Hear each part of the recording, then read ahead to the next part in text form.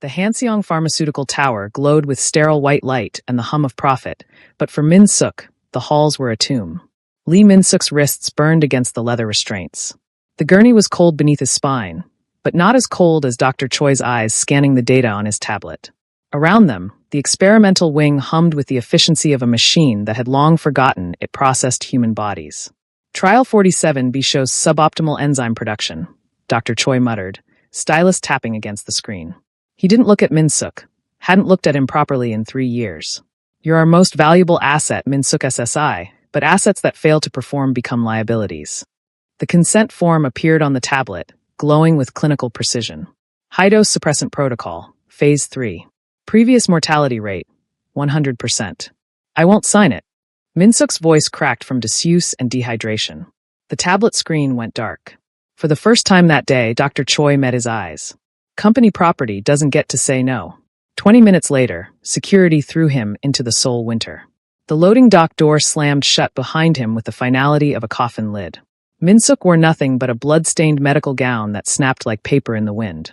The suppressants they'd force-fed him that morning were wearing off, making every nerve scream as February air cut through fabric and skin alike. He made it 3 blocks. His legs gave out between 2 warehouses, and he collapsed into an alley where snow had already begun to erase the evidence of the city's cruelty. The cold was a mercy. It would kill him faster than the bleeding or the withdrawal. Min Suk closed his eyes and waited for the numbness. The growl of an engine pulled him back. Through the haze of hypothermia, he saw a black Mercedes idle at the alley's mouth, exhaust curling like smoke in the darkness. The driver's door opened. A man stepped out, tall, sharp-featured, wearing a coat worth more than Min Suk's entire existence. He took one look at the Omega dying in the snow, flicked his cigarette into a puddle, and spoke with the kind of authority that made buildings bend. Get him. Now.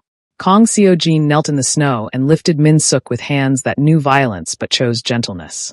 For the first time in Lee Min Suk's life, someone looked at him like he was worth saving. A man for whom he would soon become the reason Seoul's pharmaceutical empire burned to ash. Before I tell you what happens next, subscribe to Starry-Eyed Lovers and tell me where you're watching from. The warehouse district smelled of diesel and old blood, scents Seo-jin had long stopped noticing. He stood with his back to the loading bay door, watching Choi Dae-young's hands shake as the man tried to explain why this month's shipment was 30% short. The border checkpoints have been. I don't pay you to give me excuses, Dae-young SSI. Seo-jin's voice was level, almost conversational. That made it worse. I pay you to deliver what I purchase. Behind him, his Lieutenant Yoon Tae-min shifted his weight. The movement was subtle, practiced, a warning to the suppliers that their window for negotiation was closing. Dae-young's associate, a thin man whose name Seo-jin hadn't bothered learning, looked ready to bolt. We can have the full shipment by Thursday. You'll have it by tomorrow midnight, or I'll find suppliers who understand the concept of a deadline. Seo-jin turned toward the door. The meeting was over. Tae-min, make sure they... Boss. Tae-min's phone was already out, his expression shifting from enforcer to something more uncertain. We have a situation. Alley behind the warehouse. Kim found something. Seo-jin's jaw tightened. In his line of work, something was never good. What kind of something? He says you should see for yourself. The alley was narrow, choked with industrial debris and the kind of darkness that Seoul's neon never quite reached. Kim stood at the entrance, radio in hand, looking like he'd rather be anywhere else. When he saw Seo-jin approach, he straightened. Sir, we were doing the perimeter check like you ordered, and... Kim gestured vaguely toward the shadows. There's someone. We think they're still alive, but barely. Seo-jin moved past him without responding. His eyes adjusted to the dimness, cataloging the scene with the efficiency of someone who'd seen too many bodies in too many alleys. This one wasn't dead yet, but it was close. A figure curled against the brick wall, half buried in snow that was already stained pink in places. The clothing, if you could call it that, was medical grade, thin as paper. Jesus Christ, Tae-min muttered behind him. Is that a hospital gown? Seo-jin knelt beside the body. Up close, he could see the details. Ligature marks on the wrists, bruising that mapped weeks of rough handling, lips blue from hypothermia. But it was the scent that stopped him cold. Beneath the acrid chemical burn of industrial suppressants, beneath the copper tang of blood and the staleness of medical antiseptic, there was something else. Clean. Pine in winter. Rain on stone. And underneath it all, a resonance that made Seo-jin's alpha hindbrain wake up and pay attention. Omega, rare, and in severe distress. Boss, we should call it in. Tae-min crouched beside him, keeping his voice low. This is a complication we don't need. Could be a plant, could be someone's property dispute. He's dying. All the more reason to. Get the car. Seojin was already sliding his arms beneath the Omega's shoulders and knees, lifting with a gentleness that made Taemin's eyes widen. The body was lighter than it should be, all angles and atrophied muscle. Now, Taemin. Sir, with respect, we have no idea who this is or what we're stepping into. If he's tagged, if he's contracted. The car. Seojin's tone left no room for negotiation. He stood, cradling the unconscious Omega against his chest. Through the thin gown, he could feel the rapid flutter of a failing heartbeat, the fever heat of suppressant withdrawal fighting against the ice of hypothermia. We're taking him to the penthouse. Dr. Han will meet us there. Taemin's jaw worked, but he pulled out his phone. Behind them, Kim and the other men exchanged glances that said everything about how unprecedented this was. Kang Seojin didn't pick up strays. Kang Seojin didn't carry anyone anywhere. Kang Seojin certainly didn't risk his operation for dying Omegas in alleys.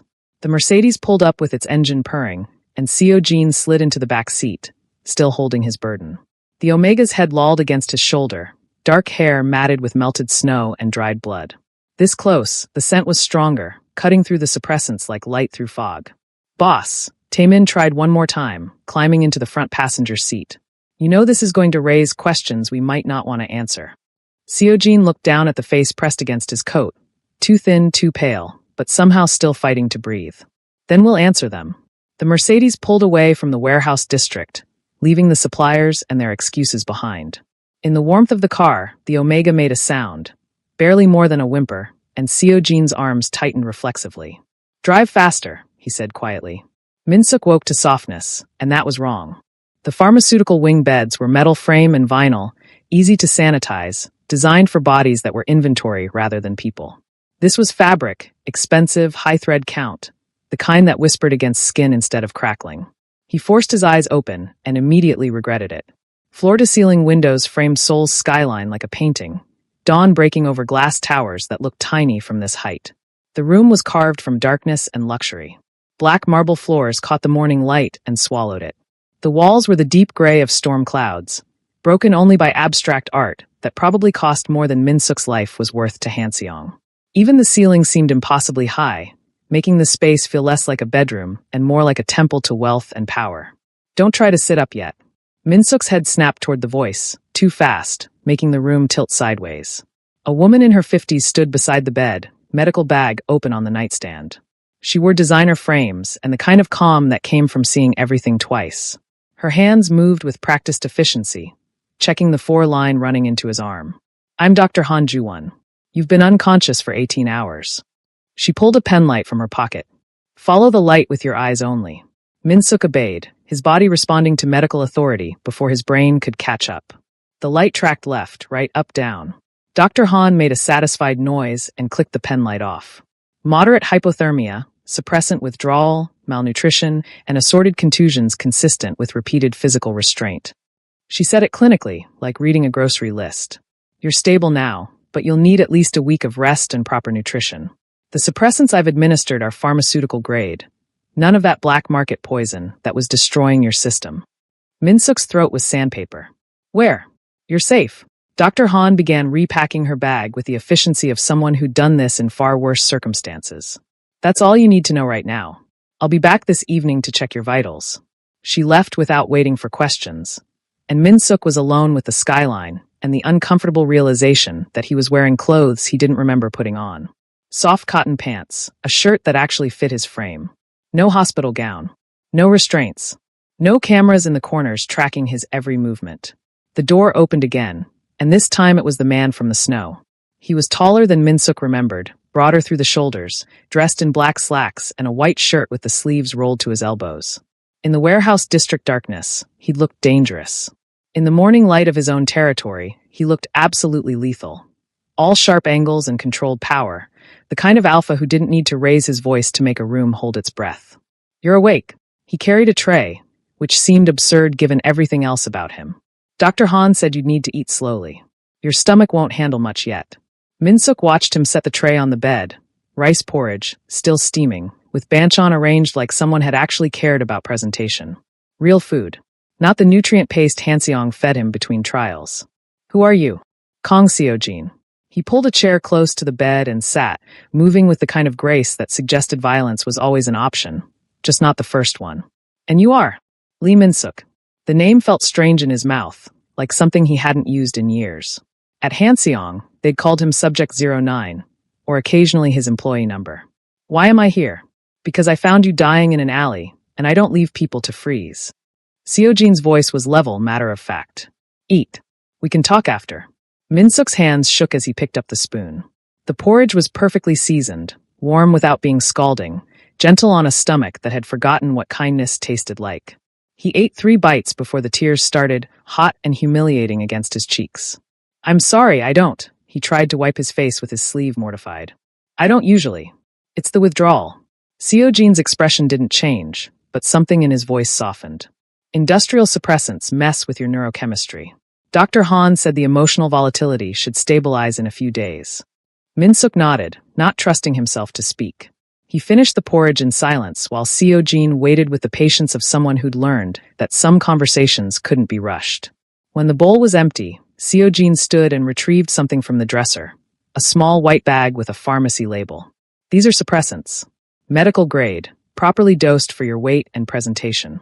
Dr. Han said the ones they were giving you were essentially industrial solvents with a sedative component. He set the bag on the nightstand. They won't hurt. Min-suk stared at the bag like it might bite him. What do you want from me? Nothing. Nobody does this for nothing. Seojin was quiet for a moment, and when he spoke, his voice carried the weight of absolute certainty. You don't owe me anything. Not gratitude, not loyalty, not your story if you're not ready to tell it. But I need to know who did this to you. Why? Because people who throw living beings into the snow to die need to learn there are consequences. Seojin's expression was carved marble, beautiful and terrifying. And because whoever they are, they're going to come looking for their property. I need to know what we're preparing for. Min-suk looked at the suppressants, at the expensive room, at the alpha sitting beside his bed like a guardian carved from shadow. In the pharmaceutical tower, they'd told him he was worthless except for what they could extract from him. This man had carried him through the snow and asked for nothing. Hanseong Pharmaceutical, Min-suk whispered. They've owned me since I was 7. Seojin's expression didn't change, but something dark and satisfied flickered behind his eyes. Not anymore. Seojin's office occupied the penthouse's eastern wing, all dark wood and technology that hummed quietly in the background. 3 monitors glowed on the desk, casting blue light across Taemin's face as he scrolled through documents that had cost them 2 bribes and 1 very nervous records clerk. It's worse than we thought, Taemin said without preamble. He'd been working for 18 hours straight, fueled by coffee and the particular kind of rage that came from reading about institutionalized cruelty. Hanseong didn't just abuse him. They built their entire suppressant division on his biology. Seojin stood at the window, watching Seoul's traffic crawl through the streets 40 floors below. Behind him, he could hear the click of keys as Taemin pulled up another file. Start from the beginning. Lee Min-suk, born April 15, 1999, to Lee Ji-hoon and Park Mi-young. Both parents died in a car accident when he was 6, drunk driver, head-on collision on the Olympic Expressway. Taemin's voice was flat, professional, the way it always got when the details were bad. He went into state care. 6 months later, he presented as Omega during a routine medical examination at the group home. And that's when Hanseong found him. Not found. Purchased. Taemin pulled up a scanned contract, the ink faded but still legible. The state sold his medical custody to Hanseong Pharmaceutical under the pretense of specialized Omega healthcare. He was 7 years old. The contract gave them legal authority over his medical decisions until age 25, with options to extend. Seojin's jaw tightened. That's illegal under the Omega Protection Act. It was. Is. But Hanseong has enough politicians in their pocket to make paperwork disappear. The group home administrator who signed off on the transfer retired to Jeju 2 months later with enough money to buy a beachfront property. Taemin clicked to another file. Here's where it gets worse. Worse than selling a child to medical experimentation? Boss, they weren't experimenting on him. They were harvesting him. Taemin turned the monitor so Seojin could see the biochemical analysis, pages of enzyme breakdowns and molecular structures that looked more like ransom demands than medical reports. Min-suk's Omega Biology produces a compound they're calling enzyme OS-09. It's a naturally occurring suppressant catalyst that's apparently rarer than a royal flush. Most Omegas produce trace amounts. He produces concentrations they can actually extract and synthesize. Seo Jin moved closer to the desk, scanning the documents with the focus of someone who'd learned to read medical reports out of necessity. The numbers were staggering. Weekly extractions, monthly baseline measurements, quarterly deep tissue biopsies that were clearly just torture with a medical justification. How much are they making off this? Taemin pulled up a financial spreadsheet that had taken their hacker, Kim Sang-woo, 3 days to decrypt. Their suppressant line, branded as Optima Suppress, generates approximately 200 billion won annually. It's their flagship product. 70% of the Omega population in Seoul uses some variation of it. The room was very quiet. Outside, a helicopter passed, its lights blinking against the darkness. He's not a victim, Seo Jin said slowly. He's their entire pharmaceutical empire. Yes. Taemin closed the financial file and opened another. This one was a research proposal dated 3 weeks ago. And they know he's missing. This is a memo from Director Park Jae-sung to the board of directors. They've declared him a critical asset loss and authorized a recovery budget of 50 billion won. They're coming for him. They're coming hard. Park's already hired the Gwangju Syndicate as external contractors. Lee Dong-wook's people specialize in Omega retrieval. Taemin's expression was grim. They're not subtle, and they don't care about collateral damage. Seo Jin was quiet for a long moment, his mind already running through defensive scenarios and offensive strikes. Does Min-suk know? About what they were doing? I don't think so. The extraction procedures were always labeled as routine medical care. Blood work, tissue samples, wellness checks. They kept him sedated for most of the intensive harvesting. Taemin pulled up a medical log that showed sedation schedules going back years. He probably thought he was just sick. That's what they told him, that he had a condition that required constant monitoring. The door opened, and both men turned. Min-suk stood in the doorway, wearing clothes Seo Jin had ordered that morning, black jeans and a soft gray sweater that made him look younger than 26, more vulnerable. He'd showered, his hair still damp, and the bruises on his neck were starting to fade from purple to yellow. Dr. Han said I should walk around, get my blood moving. Min-suk's eyes moved from Seo Jin to the monitors, to Taemin's guilty expression. What are you looking at? Seo Jin exchanged a glance with Taemin, then made a decision. Your medical records. We needed to understand what Hanseong was doing to you. Min-suk moved into the room slowly, like he was approaching a trap. Anne, come see for yourself. It took Min-suk 10 minutes to read through the files.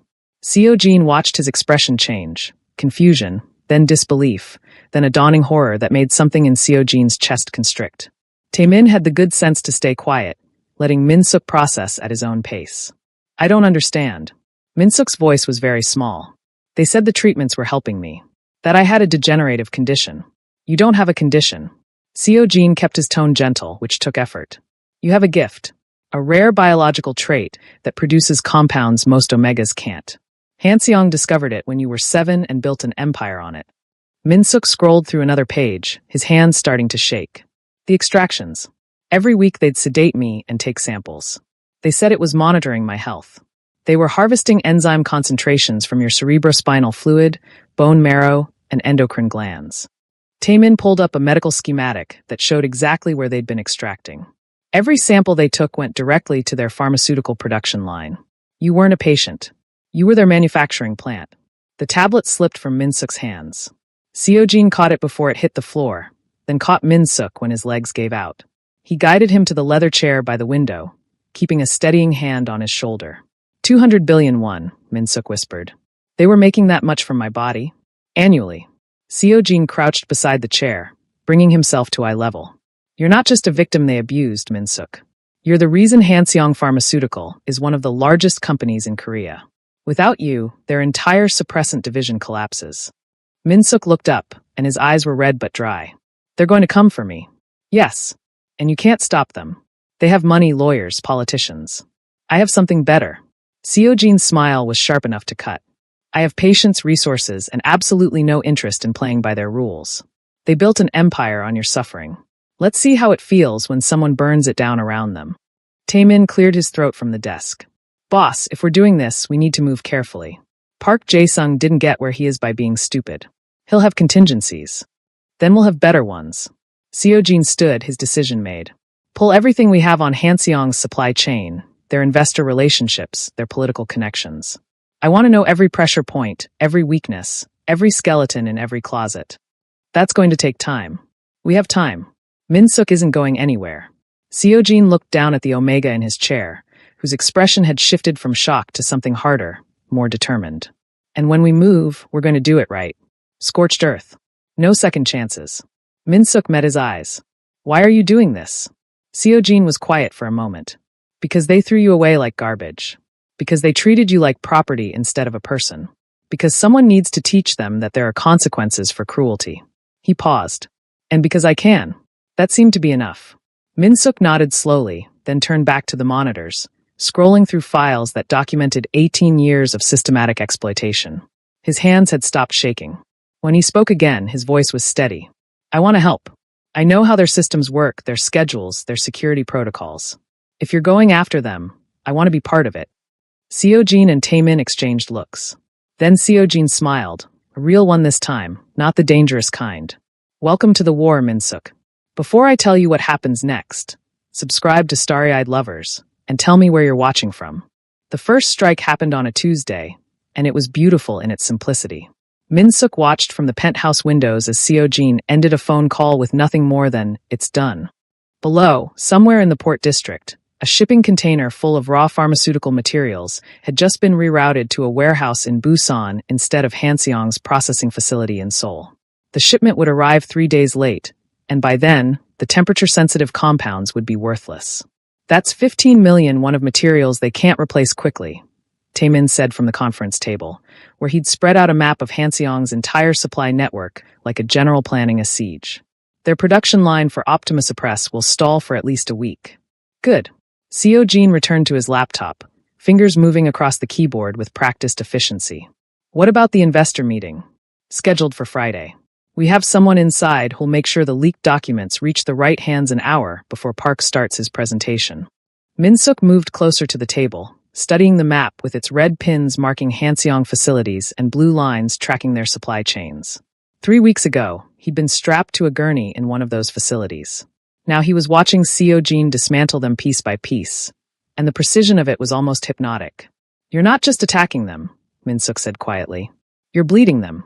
Seojin looked up, and something approving flickered in his expression. Fast wars get messy. People notice. This way, it looks like bad luck, poor management, unfortunate coincidences. By the time Park realizes someone's orchestrating it, he'll be too busy putting out fires to mount an effective defense. How long will this take? As long as it needs to. Seojin closed his laptop. Revenge isn't a sprint, Min-suk. It's a marathon, and the winner is whoever has more patience. The leaked documents hit on Friday morning, exactly as planned. Min-suk sat in Seojin's office, watching Korean business news on the monitor while drinking coffee that actually tasted like something other than burnt water. The anchor's expression was carefully neutral as she reported on concerning allegations regarding Hanseong Pharmaceuticals' clinical trial practices. Sources have provided documentation suggesting that Hanseong may have conducted unauthorized human trials using non-consenting subjects, including minors. The company has denied these allegations, but several major investors have reportedly requested emergency meetings with the board of directors. Taemin walked in carrying his own coffee and a satisfied smirk. Park is losing his mind right now. Our contact says he spent 20 minutes screaming at his IT department about security breaches. He's looking in the wrong direction, Seojin said without looking away from his own screen. He thinks this is corporate espionage. He doesn't know it's personal yet. Min-suk watched Seojin work with the focused calm of someone performing surgery. Every move was calculated, every strike precise. There was no anger in it, no rage, just cold, methodical destruction. It should have been frightening. Instead, Min-suk found it reassuring. This was someone who finished what he started. The investors are spooked, Taemin continued, pulling up financial data. Hanseong's stock dropped 8% in the first hour of trading. If it drops another 5%, they'll trigger circuit breakers. Let it drop. Seojin finally looked up, and his smile was surgical. Fear is more valuable than facts. Once investors start pulling money, others will follow just to avoid being last. Min-suk set down his coffee cup. He'll retaliate. Park isn't stupid. Eventually he'll figure out who's behind this. I'm counting on it. Seojin's voice was soft, almost gentle. The Gwangju syndicate he hired to find you? They've been asking questions in the wrong neighborhoods, making noise. When Park realizes he's up against me, he'll either escalate or fold. Either way, we win. How? If he escalates, he'll make mistakes. Desperate people always do. And if he folds? Seojin leaned back in his chair, the picture of relaxed confidence. Then Hanseong Pharmaceutical will quietly disappear into bankruptcy, and you'll never have to worry about them again. Taemin's phone buzzed. He glanced at it, then showed the screen to Seo-jin. Director Park just canceled his afternoon meetings. His assistant says he's in emergency conference calls with legal. Phase 2, then. Seo-jin stood, moving to the windows. Seoul stretched out below them, all glass and steel, and millions of people who had no idea that empires were toppling 40 floors above their heads. Send the tip to the FDA Regulatory Board. Anonymous, untraceable. Make sure they know about the OS-09 extractions. Min-suk's breath caught. That will trigger a full investigation. Yes. Seo-jin turned to face him, and his expression was carved marble. And when government regulators start asking questions, Park won't be able to lie his way out. The evidence is too concrete, too damning. Hanseong will spend the next year drowning in audits and legal fees. They might come after me harder. If they're desperate, let them try. The promise in Seo-jin's voice was absolute. They'll find out exactly how expensive that mistake is. 2 weeks later, Min-suk was starting to understand the architecture of Seo-jin's war. It wasn't loud. It wasn't explosive. It was death by 1,000 calculated cuts, each one small enough to seem like isolated bad luck, but together forming a pattern of systematic destruction. Suppliers who'd worked with Hanseong for decades suddenly found better offers elsewhere. Research scientists received job offers from competitors at double their current salary. Political allies who'd protected Park's operations quietly distanced themselves as the media scrutiny intensified. Min-suk watched it all from the penthouse, learning. Seo-jin never raised his voice, never showed anger, never made threats he wasn't prepared to execute. Power, Min-suk realized, wasn't about being the loudest person in the room. It was about being the most patient, the most thorough, the one who planned 10 moves ahead while everyone else was still reacting to move 3. You're different, Min-suk said one evening. They were in the living room, Seo-jin reviewing reports while Min-suk pretended to read a book he'd stopped processing 20 pages ago. From what I expected. Seo-jin looked up. What did you expect? I don't know. Someone more. Min-suk searched for the right word. Violent. The city talks about you like you're a monster. I can be. Seo-jin's voice was matter of fact. When the situation requires it. But violence is inefficient. It creates problems, draws attention, leaves evidence. This, he gestured at the reports spread across the coffee table. This is cleaner. More permanent. You're destroying an entire company. I'm destroying a company that tortured you for 18 years and profited from it. Seo-jin set aside his tablet. There's a difference. One is random cruelty. The other is justice that took its time arriving. Min-suk was quiet, processing. You really think you can win? I already am winning. Park just doesn't know he's lost yet. The news notification pinged on Seo-jin's phone. He glanced at it, and something satisfied flickered across his face before he handed the device to Min-suk. The headline read, Hanseong Pharmaceutical faces criminal investigation for unauthorized human experimentation. The regulatory board moved faster than I expected, Seo-jin said. Park's going to be arrested by the end of the week. Min-suk stared at the headline, at the carefully worded article that described years of abuse without naming him specifically. His hands weren't shaking. He felt strangely calm, like watching a storm from behind bulletproof glass. What happens after he's arrested? The company will try to restructure, cut ties with Park, pretend this was all his doing. But the damage is done. Their stock is already in free fall. Their research division is hemorrhaging talent. Their political protection is evaporating. Seo-jin took back his phone. Within 6 months, Hanseong will either be sold for parts or cease to exist. And me? Seo-jin met his eyes, and for once, the careful control slipped enough to show something warmer underneath. You'll be free. Legally, financially, completely. No contracts, no ownership, no company that can claim any part of you. Min-suk thought about that. Real freedom. Not just the absence of restraints, but the actual ability to choose his own path. It felt impossible and inevitable at the same time. Thank you, he said finally. Don't thank me yet. Seo-jin's smile was sharp. Park's not finished. Cornered animals bite hardest right before they die, and he still has the Gwangju Syndicate on his payroll. They're going to make a move soon. How do you know? Because that's what I would do. Seo-jin stood, moving to the windows where Seoul glittered in the darkness. When you're losing everything, you make one desperate play to change the game. Park will come for you, probably within the next 2 weeks. And when he does, we'll be ready. Min-suk joined him at the window, studying his reflection in the glass. Less hollow than 3 weeks ago, less broken. I'm not afraid. You should be. Fear keeps you sharp. Seojin glanced at him. But not paralyzed. There's a difference. Below them, the city breathed and moved, oblivious to the war being waged in penthouse offices and encrypted messages. Min-suk thought about the pharmaceutical tower where he'd spent 18 years being harvested like a crop. Soon it would be empty, its lights dark, its empire reduced to bankruptcy filings and criminal investigations. Seojin was right. Power wasn't always loud. Sometimes it was surgical, patient, and absolutely merciless. And Min-suk was starting to learn how to wield it. Min-suk woke to fever and the sickening realization that his body had betrayed him. The heat crept in slowly at first, warmth spreading through his chest, a restlessness that made his skin feel too tight. He recognized the signs immediately. 18 years of pharmaceutical suppression had made his cycles irregular, unpredictable. But Dr. Han had warned him this might happen. The clean suppressants were letting his body remember what it was supposed to do naturally. He made it to the bathroom before the first wave hit, gripping the marble counter as his reflection stared back. Flushed cheeks, dilated pupils. The glassy look of an Omega whose biology had just overridden every rational thought. The scent started next, pheromones flooding the air with an intensity that would reach every alpha in the penthouse within minutes, including Seojin. Panic rose in Min-suk's throat, metallic and choking. He knew what happened during heats. Han Seong had been very clear about Omega biology, about how alphas responded to the chemical call, about vulnerability and claiming in bonds that couldn't be broken. They'd kept him so heavily suppressed he'd never experienced a full cycle, but they'd made sure he understood what it meant. Property, possession, inevitability. His hands shook as he grabbed his phone, trying to think through the haze. He needed to lock himself in, needed to. The bedroom door opened. Min-suk spun around, back pressed against the bathroom counter, every muscle tensed for fight or flight.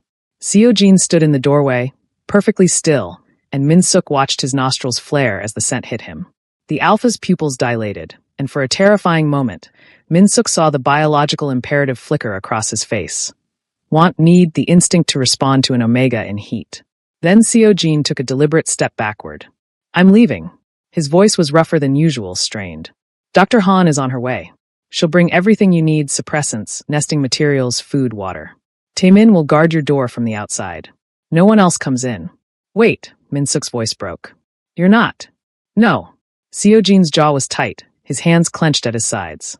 I won't touch you unless you ask me to. And right now you can't ask. Not when your biology is making decisions for you. But Min-suk struggled to form coherent thoughts through the fever. Alphas don't just walk away from. I do. Seojin was already moving backward into the hallway, putting distance between them with visible effort. You're not property, Min-suk. Not anymore. Not to me. The door closed, and Min-suk heard the lock engage from the outside. He stood there, shaking, trying to understand what had just happened. Seojin had left, had actually turned around and walked away from an unmated Omega in heat, which went against every biological and social instinct that alphas were raised with. The heat intensified over the next hour, and Min-suk barely made it to the bed before the full force hit. His body felt like it was burning from the inside out, every nerve ending screaming for something he'd been taught to expect but never experienced. The scent was overwhelming now, calling for an alpha that wasn't coming. A knock on the door made him flinch. Min-suk SI, it's Dr. Han. Her voice was calm, professional. I'm leaving supplies outside your door. The suppressants are the fast-acting kind. They'll take the edge off in 30 minutes. There's also bedding, pillows, and food that won't upset your stomach. Min-suk crawled to the door, cracking it open just enough to pull the supplies inside.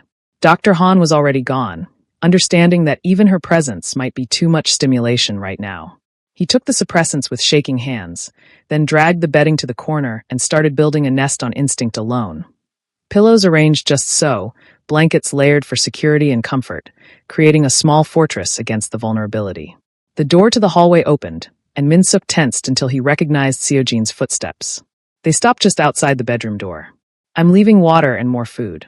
Seojin's voice was muffled through the wood. The suppressants should help, but Dr. Han says the cycle will need to run its course. 2 to 3 days, most likely. Min-suk pressed his hand against the door, feeling the solid wood between them. Where are you? My office. Down the hall. A pause. Far enough that I won't be tempted. Close enough that you're protected. You don't have to. Yes, I do. Seojin's voice was firm. Every alpha in a 10-block radius can probably sense you right now. The penthouse is locked down. No one gets in. No one gets near you. The suppressants were starting to work, dulling the worst of the heat's edge, but leaving Minsuk clearer-headed. He slid down to sit with his back against the door, knees pulled to his chest. On the other side, he heard the faint sound of Seojin doing the same. Hanseong used to tell me about heats, Minsuk said quietly. About how dangerous they were. How alphas couldn't control themselves. How omegas became property the moment they presented. Hanseong lied about a lot of things. Did they? Minsuk's voice cracked. You're an alpha. I can feel what this is doing to you, even through the door. The instinct to respond, to claim. Is my problem to control, not yours. Seojin's voice was steady despite the strain in it. I'm not some animal that loses all reason because of pheromones. Neither is any other alpha worth knowing. What Hanseong taught you is justification for abuse, not biology. Minsuk closed his eyes, processing that. You're in pain. I can hear it in your voice. I've been in pain before. I'll survive. A soft sound, like Seojin's shifting position. Your safety is more important than my comfort. Why? The question came out smaller than Minsuk intended. Why does it matter so much to you? Seojin was quiet for a long moment. When he spoke, his voice carried something raw underneath the control. Because no one should have the power to take your choices away.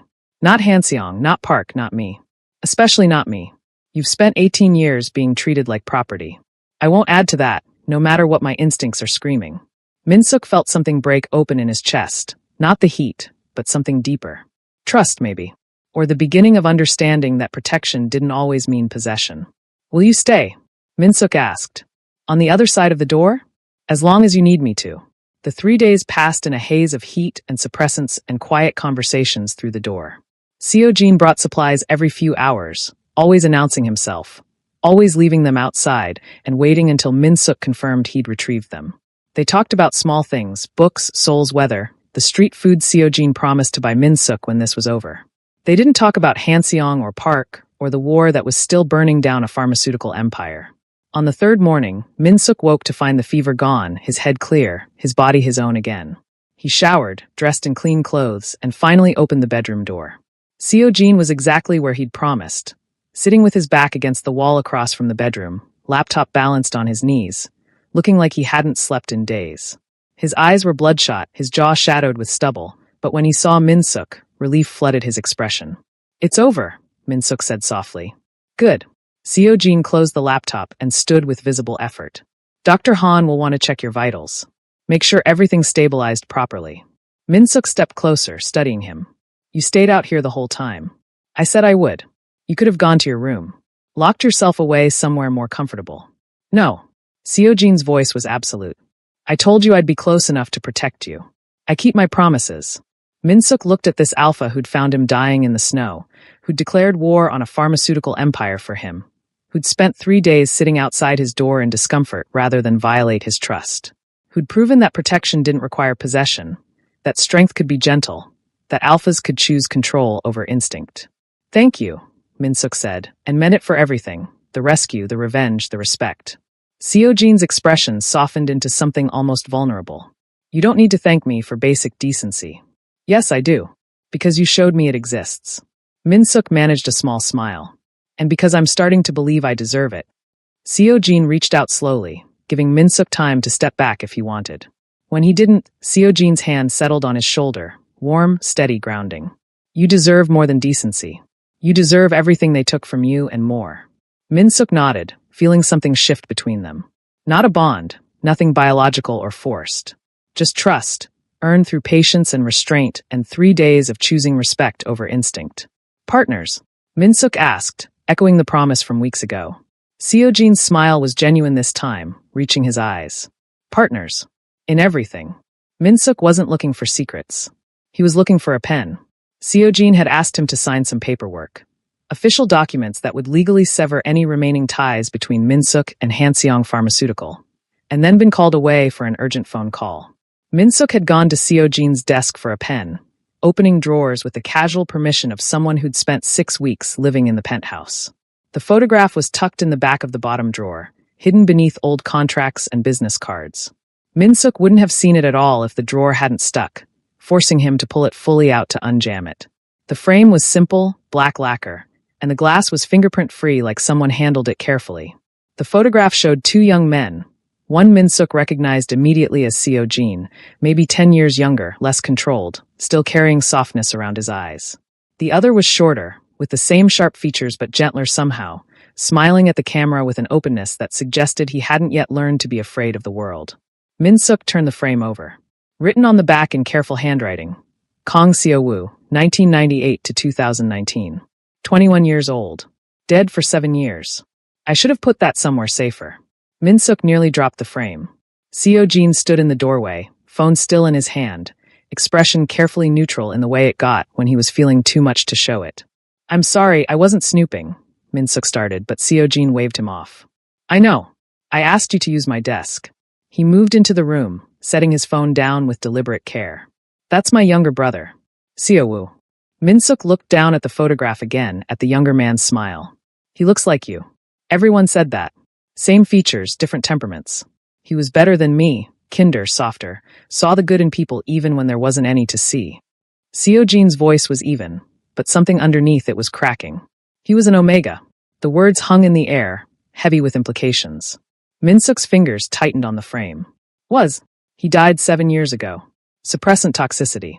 Seo Jin sat down in the chair across from the desk, and for the first time since Minsuk had known him, he looked tired. Not physically exhausted, but soul-weary. Black market medication that was half industrial solvent and half luck. It destroyed his liver over 6 months, and by the time we realized what was happening, it was too late. Minsuk's chest constricted. I'm so sorry. He was 21. Still in university, studying literature because he wanted to teach children. Seo Jin's hands were clenched on the chair arms, knuckles white. I was building my empire, making connections, establishing power. I thought I was protecting him by making money, by creating influence. I didn't realize I needed to protect him from the things I was too busy to notice. It wasn't your fault, wasn't it? Seo Jin's smile was bitter. I knew the suppressants he was taking were cheap. He was a student, trying to manage on his allowance without asking me for help, because he knew I was busy. I should have checked. Should have made sure he had proper medication. Should have. His voice broke, and he stopped, taking a breath that looked like it cost him. Minsuk set the photograph down carefully and moved around the desk, sitting in the chair beside Seo Jin's. He didn't touch, didn't intrude, just offered proximity. The suppressants came from a pharmaceutical company, Seo Jin continued after a moment. Not Hanseong, a smaller operation that's been out of business for 5 years now. But they all work the same way. Take vulnerable omegas, exploit their biology, profit from their suffering, and when someone dies, call it acceptable risk. Collateral damage. That's why you picked me up in the snow. Minsuk's voice was quiet, understanding clicking into place. Not just because I needed help. I picked you up because leaving you would have meant I learned nothing from losing Seo-woo. Seo Jin finally looked at him, and his eyes were raw. I couldn't save my brother. I was too late, too distracted, too fucking proud to notice he was dying until there was nothing left to save. But I could save you. And I could make sure the people who profit from Omega's suffering understand there are consequences. The war on Hanseong isn't just about me. No. Seo Jin's honesty was brutal. It's about Seo-woo and every other Omega who died because pharmaceutical companies decided their lives were worth less than profit margins. It's about the system that let it happen, the politicians who took bribes to look away, the doctors who knew and said nothing. You were the catalyst, but the rage has been building for 7 years. Minsuk thought about the photograph, about the young man with the gentle smile who'd wanted to teach children. About Seo Jin, who'd built an empire on violence and control, but couldn't save the one person who mattered most. About how grief sometimes looked like justice, and revenge could be love that had nowhere else to go. He would have liked you, Seo Jin said suddenly. Seo-woo. He always believed people deserved second chances, that kindness was stronger than cruelty. I think he would have been proud that I'm trying to prove him right. By burning down pharmaceutical companies? By making sure no other Omega ends up like he did. Like you almost did. Seo Jin's voice was firm again, the crack in his armor sealing over. I couldn't save him. But I can burn down every bastard who profits from Omega's suffering. And I can make sure you get to choose your own life instead of having it stolen piece by piece. Minsuk reached out slowly and took the photograph from the desk, studying Seo-woo's smile again. There was something familiar in it, the cautious hope of someone who'd been hurt but hadn't given up on the world yet. Maybe that was what Seo Jin saw when he looked at Minsuk. A second chance. A way to make the past mean something. Thank you for telling me, Minsuk said, handing the frame back. Seo Jin held it carefully, thumb brushing over his brother's face. You deserve to know. This isn't just about justice anymore. It's personal. He looked up, meeting Min-suk's eyes. For both of us now. Min-suk nodded, feeling the weight of that truth. They were bound together not by biology or circumstance, but by shared understanding of what it meant to survive systems designed to break them. By the ghosts they carried and the futures they were fighting for. I'll help you finish it, Min-suk said quietly. Whatever it takes to make sure Hanseong can't hurt anyone else. For Seo-woo. And for everyone like us. Seo-jin's expression softened into something almost grateful. Partners then. All the way to the end. All the way to the end, Min-suk agreed. Outside, Seoul glittered in the evening light, oblivious to the promises being made 40 floors above. Inside, two men sat with a photograph between them, a reminder of what they'd lost and what they were fighting for. The war wasn't over. But now Min-suk understood it was never just about revenge. It was about making sure the dead weren't forgotten, and the living got to choose their own stories. Before I tell you what happens next, subscribe to Starry-Eyed Lovers, and tell me where you're watching from. The news came at 2 a.m., delivered by Taemin's grim expression and a surveillance photo that made Min-suk's blood run cold. Gwangju Syndicate operatives were spotted 3 blocks from here, Taemin said, spreading the images across Seo-jin's desk. 4 of them, armed, doing reconnaissance. They're not being subtle anymore. Park's getting desperate. Seo-jin studied the photos with clinical detachment, but Min-suk saw the tension in his shoulders, the way his jaw tightened. Double the security rotation. I want eyes on every entrance, every camera angle. No one gets within 2 blocks without us knowing. Already done. But boss, Taemin hesitated. They're professionals. If they're willing to hit us here, in your own building, Park must have offered them something significant. Let them come. Seo-jin's voice was ice. They'll learn why people don't attack me on my own territory. Min-suk stayed silent until Taemin left, then moved to the window, staring out at Seoul's sleeping skyline. Below, somewhere in those streets, mercenaries were planning an assault. Because of him. Because Seo-jin had picked him up in the snow and decided he was worth protecting.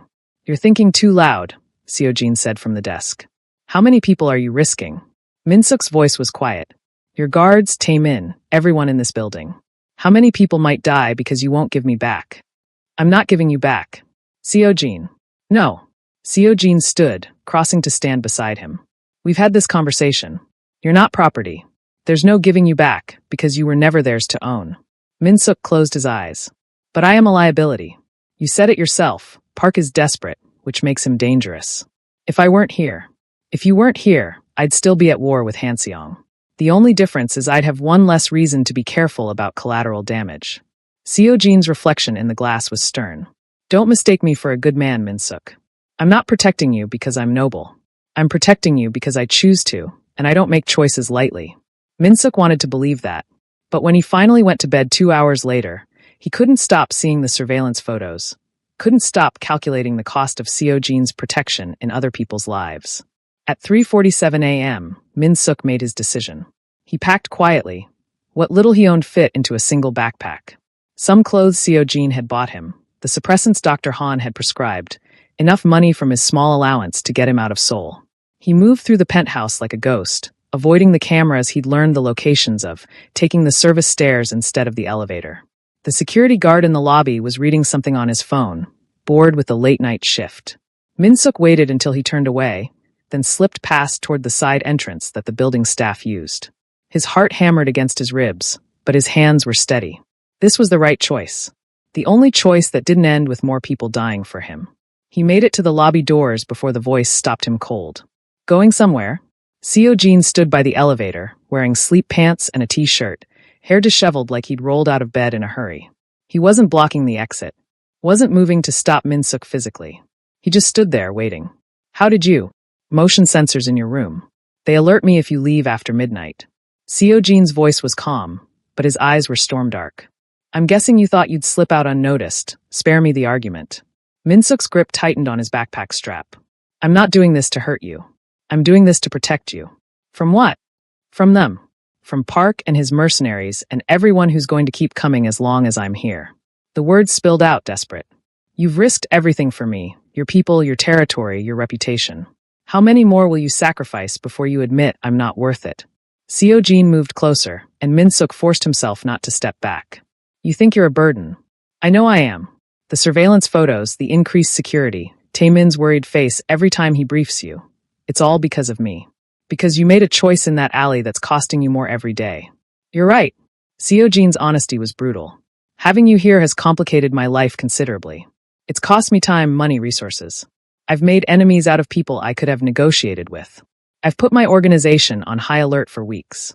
Every decision I make now has to account for your safety, which limits my options strategically. Minsuk's chest ached. Then let me go. No. Why not? You just admitted You're also the reason I haven't burned this whole city down. Seojin's voice cracked with something raw and honest. You think you're a burden? You're the only thing keeping me human. Before you, this empire was just violence and profit and revenge that never satisfied. I was drowning in my brother's ghost and the rage of not saving him. Then I found you in that alley, and suddenly I had something worth protecting. Someone who made the war mean something beyond destruction. Minsuk stared at him, seeing something in Seojin's expression he'd never seen before. Vulnerability, fear, the desperate hope of someone who'd found something precious and couldn't bear to lose it. Every morning you're still here. I wake up knowing I did one thing right, Seojin continued. One thing Seowu would be proud of. You're not my burden, Minsuk. You're my proof that I'm more than the monster soul thinks I am. That I can build something instead of just breaking things. I'm not your redemption, Minsuk whispered. No, you're your own person with your own choices. Which is why I'm not stopping you. Seojin gestured toward the door. If you want to leave, leave. I won't chase you, won't force you, won't track you down. But understand that if you walk out that door, you're not saving me from anything. You're just confirming what everyone already thinks, that I'm not worth staying for. The lobby was very quiet. Outside, Seoul was dark and indifferent. Minsuk looked at the door, then back at Seojin, seeing 7 weeks of careful protection, patient revenge, and a war fought not for glory but for justice. Seeing an alpha who'd sat outside his door during heat, who'd revealed his deepest grief, who'd given him choices when everyone else had only taken them away. I don't want to be the reason people die, Minsuk said finally. Then be the reason they live. Seojin's voice was soft. Help me finish what we started. Help me make sure Hanseong can never do this to anyone else. Help me prove that Seowu's death meant something, and your survival means even more. And if the Gwangju Syndicate comes, then we face them together. As partners. The way we promised. Seojin extended his hand. Not grabbing, not demanding, just offering. Stay. Not because you owe me. Not because you're too weak to leave. Stay because I'm asking. Because we're not finished yet. Because I need you here. Minsuk looked at the offered hand, at Seojin's expression that was trying so hard to stay controlled, but failing around the edges. He thought about running, about safety purchased with loneliness, about all the ways he'd learned to survive by becoming invisible. Then he thought about the past 7 weeks. About Seojin teaching him that protection didn't mean possession. About learning to use his knowledge to fight back instead of just endure. About the photograph of Seowu and the promise that the dead wouldn't be forgotten. About partnership freely chosen. Minsuk dropped his backpack and took Seojin's hand. I'm staying. The relief that flooded Seojin's face was visceral, human, real. He pulled Minsuk into an embrace that was tight enough to hurt and gentle enough to heal. And Minsuk let himself be held by someone who'd chosen him not despite the danger, but because of who he was. Thank you. Seojin breathed against his hair. Don't thank me yet, Minsuk said, echoing Seojin's own words from weeks ago. We still have a war to finish. Seojin's laugh was quiet and genuine. Yes, we do. Together. They stood in the lobby as Seoul began to wake around them. 2 people bound by choice rather than biology, by shared purpose rather than obligation. The Gwangju Syndicate was coming. Park was desperate. The war was entering its final, most dangerous phase. But Minsuk was staying. And that somehow made everything else bearable. The attack came at 4:17 a.m., during the shift change when security was briefly at its weakest. Taemin's voice crackled through Seojin's phone with clipped urgency. Multiple hostiles, south and west entrances. They've breached the lobby. Protocol Omega, get Minsuk to the panic room now. Seojin was already moving, grabbing Minsuk from where he'd been reading in the living room. Come on. No questions, just move. They ran down the hallway toward the reinforced room Seojin had built into the penthouse's core. Steel-lined walls, independent air supply, communications equipment. Minsuk had seen it during the tour, but never thought they'd actually need it. Seojin's hand was iron around his wrist, pulling him forward as somewhere below them, alarms began to shriek. How many? Minsuk gasped. Doesn't matter. You're getting locked down. Seojin punched in the code, and the heavy door swung open. The panic room was smaller than Minsuk expected, maybe 10 feet square, lined with monitors showing security feeds and shelves stocked with supplies. In the corner, incongruous among the emergency rations and medical kits, was the laboratory equipment Seo Jin had installed 3 weeks ago when Minsuk had mentioned wanting to understand the compounds they'd used on him. "Stay here. Don't open this door for anyone but me or Taemin." Seo Jin's voice was commanding, absolute. "The air supply is independent. You'll be safe. What about you? I'm going to remind these bastards why people don't attack me in my own home." Seo Jin's smile was sharp and dangerous. Then softer. "I'll come back for you. I promise." The door sealed with a hydraulic hiss, and Minsuk was alone with the monitors and his racing heart. The security feeds showed chaos unfolding across the penthouse. 8 mercenaries in tactical gear moved through the space with professional efficiency, weapons raised. Seo Jin's guards engaged them in the main corridor, and the sound of gunfire filtered through even the panic room's thick walls. Minsuk watched Seo Jin emerge from cover, moving with lethal grace. He took down 2 mercenaries before the others adapted, falling back into defensive positions. Taemin appeared on another feed, coordinating the remaining guards, trying to contain the breach. Then Minsuk saw the canisters. 3 mercenaries pulled cylindrical objects from their tactical vests, pulled pins, and threw them into the hallway. Gas began to pour out, thick, purple-gray, spreading with unnatural speed through the ventilation system. On the monitors, Minsuk watched Seo Jin's guards start to collapse, one by one, clutching at their throats. But Seo Jin and Taemin stayed standing, though Seo Jin staggered, clearly affected but still conscious. The mercenaries moved forward, and Minsuk understood with horrifying clarity. The gas was designed to incapacitate Omegas while leaving Alphas functional enough to witness what came next. "Clever," one of the mercenaries said, voice picked up by the security audio. "Chemical restraint. Park wanted the Omega intact for transport. Can't do that if everyone's dead." Seo Jin swung at the nearest mercenary, connecting with enough force to snap the man's head back. But he was slower than usual, his movements labored. Another mercenary hit him from behind with a baton, and Seo Jin went to one knee. "Where is he?" The lead mercenary pressed a gun to Seo Jin's temple. "The Omega. Where did you hide him?" "Go to hell." Seo Jin's voice was rough, strained from the gas. "We'll find him anyway. Park's paying us enough to tear this place apart." The mercenary gestured to his team. "Search every room. He's here somewhere." Minsuk watched them spread out, methodically checking spaces, moving closer to the panic room. The monitors showed Taemin unconscious in the hallway, 2 guards down, Seo Jin being restrained by 3 mercenaries while a 4th searched him for weapons. They had maybe 5 minutes before the mercenaries found the panic room, and Seo Jin was in no condition to stop them. Minsuk's hands were shaking as he turned away from the monitors, frantically trying to think. The panic room had weapons, communications equipment, emergency supplies, but nothing that would help against trained mercenaries with chemical weapons and overwhelming tactical advantage. His eyes landed on the laboratory equipment. Beakers, a portable spectrometer, basic synthesis tools, reagents Seo Jin had ordered for him to study pharmaceutical compounds. Minsuk had been using it to understand what Hanseong had done to him, breaking down the suppressants they'd used, analyzing the enzymes they'd extracted. He knew these compounds, had them cataloged, documented, understood on a molecular level after 18 years of forced intimacy with pharmaceutical chemistry, including the gas currently incapacitating everyone in the penthouse. Minsuk's mind raced, pulling up memories of extraction procedures, of the compounds they'd synthesized from his biology, of the chemical structures Dr. Choi had shown him when explaining why his enzymes were so valuable. The purple-gray gas, he'd seen that color before, in the pharmaceutical wing during one of their behavioral modification experiments. They'd called it Compound S7, a suppressant delivery mechanism that worked through inhalation rather than injection. He knew the molecular structure, which meant he could potentially synthesize a neutralizing agent. His hands moved before his conscious mind fully caught up, grabbing reagents from the shelves. The spectrometer powered on with a soft hum, and Minsuk worked with the focused intensity of someone who'd spent years being subjected to pharmaceutical experimentation. He understood these compounds not from textbooks but from lived experience. Every forced injection, every extraction, every time they'd modified his biochemistry had taught him something. The base compound was simple, an alkaline buffer to neutralize the acidic suppressant catalyst. But the delivery mechanism was the problem. He needed something that would disperse through the ventilation system, counteracting the gas quickly enough to help Seo Jin and the others. On the monitor, the mercenaries were getting closer. One stood directly outside the panic room, examining the wall. There's something here. Hidden door reinforced. This has to be it. Can you breach it? Give me 3 minutes with the plasma cutter. Minsuk had less than 3 minutes.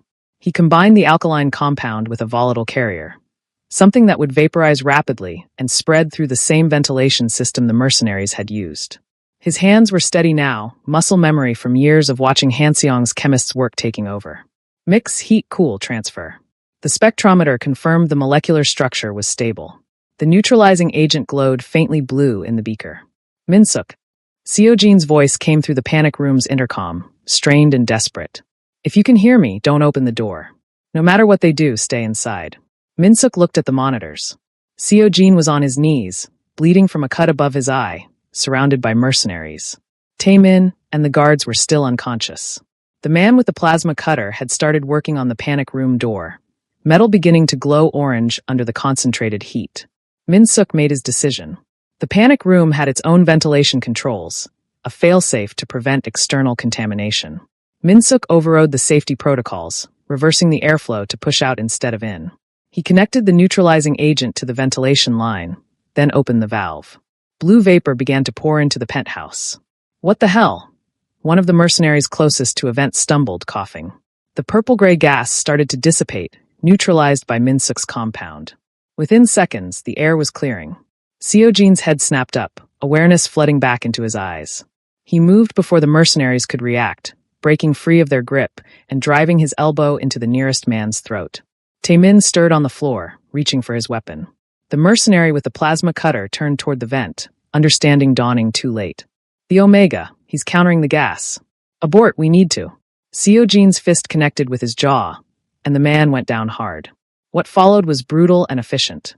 With the chemical advantage neutralized, Seojin and his recovering guards overwhelmed the mercenaries in under 2 minutes. The fight was vicious but one-sided. The mercenaries had been trained for Omega retrieval, not direct combat with an enraged Alpha protecting his territory. When the last mercenary was restrained, Seojin went directly to the panic room. The door was half melted from the plasma cutter, and he forced it open with his bare hands, metal screaming in protest. Minsuk stood by the laboratory equipment, holding an empty beaker, looking less like a victim and more like someone who'd just won a war with chemistry. You synthesized a counteragent, Seojin said, voice full of something between awe and pride. I knew the compounds. Hanseong used variants on me for years. Minsuk set down the beaker carefully. I just reversed the molecular structure and weaponized it. Seojin started to laugh, exhausted, relieved, genuine. You just saved all our lives with pharmaceutical chemistry. I learned from the best. Unfortunately, the best were using it to torture me, so I got very good at understanding how it worked. Minsuk stepped over the ruined door. Are you hurt? Nothing that won't heal. Seojin pulled him into a tight embrace, ignoring the blood and sweat and chemical residue. You're brilliant. Terrifying and brilliant. Minsuk hugged him back, feeling the adrenaline start to fade into exhausted victory. Partners. Partners, Seojin confirmed. In absolutely everything. The aftermath of violence was always quieter than the violence itself. Minsuk sat in Seojin's office while medical personnel treated the wounded and police processed the scene. The mercenaries were zip-tied in the hallway, awaiting transport, their tactical confidence replaced by the hollow-eyed look of people who'd realized too late they'd chosen the wrong target. Taemin coordinated with the authorities. Seojin had enough political capital that the attack would be recorded as an attempted corporate espionage gone wrong, the details conveniently sanitized. Drink this. Dr. Han pressed a glass of water into Minsuk's hands. The adrenaline crash is going to hit soon. When it does, you'll want to be hydrated. Minsuk accepted it numbly, watching through the windows as Seoul began to wake up. Dawn was breaking over the city, painting the glass towers in shades of gold and rose. Somewhere down there, people were starting their ordinary days, completely unaware that 40 floors above them, a pharmaceutical empire had just collapsed into ash. Seojin's phone buzzed. He answered, listened for 30 seconds, then ended the call with a smile that was pure satisfaction. That was my contact in the prosecutor's office. Park Jae-sung was arrested 20 minutes ago at his home. They're charging him with corporate fraud, illegal human experimentation, conspiracy to commit murder, and about 15 other counts. He'll have lawyers, Taemin said from the doorway, sporting a bandage on his temple. Good ones. He'll need them. The evidence we've compiled over the past 2 months is airtight. Medical records, financial documents, witness testimony. Even the best lawyers can't argue with that volume of proof. Seo Jin's expression was carved marble. Park is going to spend the rest of his life in prison, and Hanseong Pharmaceutical will be dismantled for parts by the end of the quarter. Min-suk set down the water glass carefully. It's over. Yes. Seo Jin crossed to sit beside him, moving stiffly from the fight. Park gambled everything on getting you back, and he lost. Without you, Hanseong's suppressant division collapses. Without their flagship product, the company follows. The investors are already fleeing. By this time next week, Hanseong will exist only in bankruptcy filings. And the mercenaries? Min-suk gestured toward the hallway. They're cooperating fully, giving testimony about who hired them, the briefing they received, Park's explicit orders to retrieve you by any means necessary. Taemin's smile was grim. They know cooperation is their only chance at reduced sentences. Lee Dong-wook is already claiming he had no idea the retrieval was illegal. Coward, Seo Jin muttered. The Gwangju Syndicate's reputation won't recover from this. No one hires mercenaries who fail this spectacularly and then turn informant. Min-suk listened to them discuss the fallout with professional detachment, parsing through consequences and political maneuvering. This was Seo Jin's world, where violence was a tool, leverage was currency, and wars were won through patience and overwhelming preparation. Min-suk had been living in it for 2 months now, learning its rhythms, understanding its brutal logic. But he'd also changed it. The neutralizing agent he'd synthesized had proven something important. He wasn't just a victim to be protected.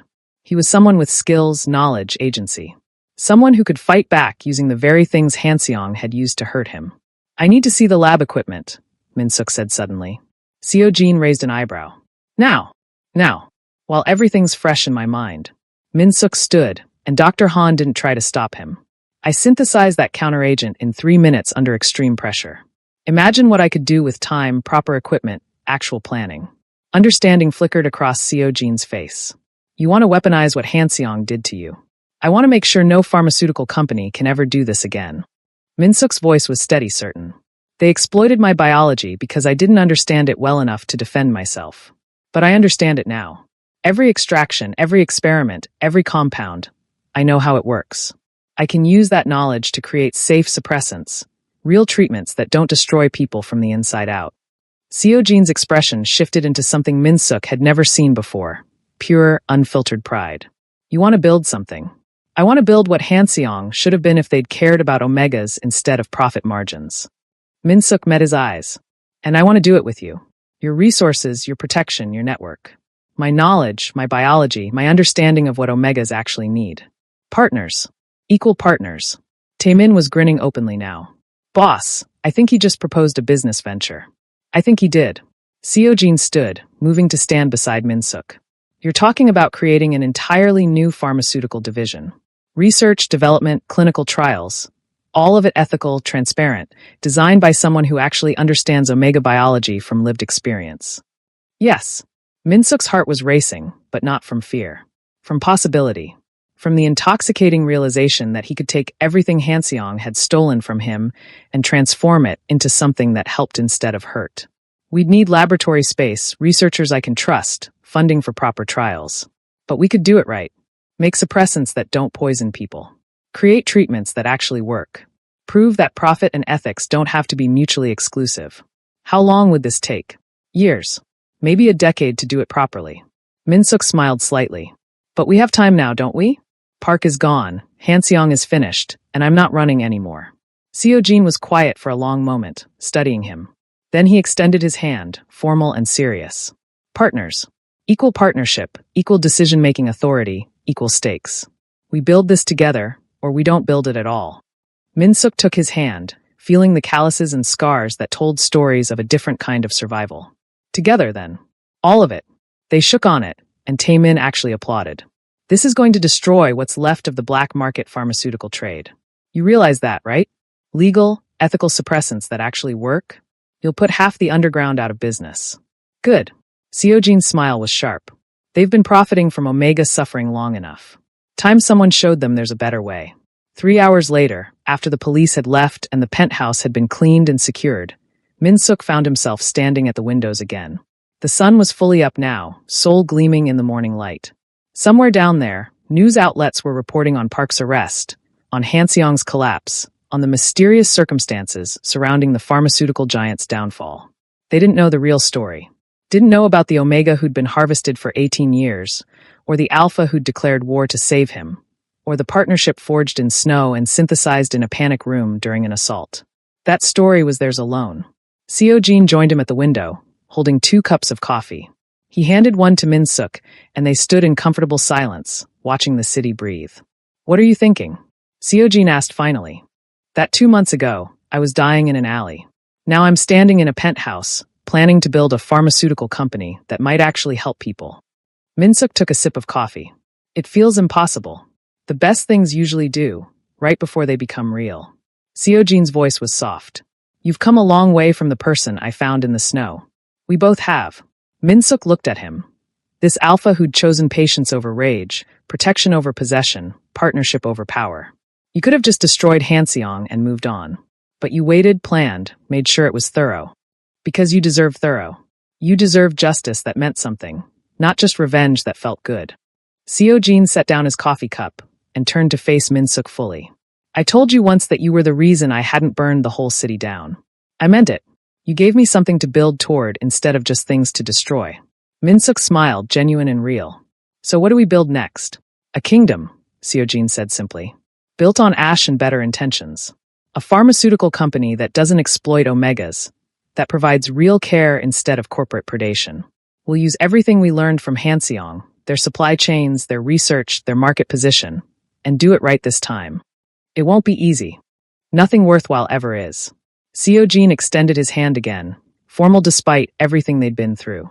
"Partners? In absolutely everything." Min-suk took his hand, holding on. "Partners. In everything." Below them, Seoul continued its endless motion. Unaware that in a penthouse built like a fortress, 2 people were planning to reshape an entire industry. The pharmaceutical empire that had profited from Omega's suffering was gone, reduced to bankruptcy and criminal charges. And in its place, something new was beginning, built not on exploitation but on understanding, not on cruelty but on consent. Min-suk was wearing one of Seojin's shirts under a lab coat, still stained with chemical residue from the synthesis that had saved them all.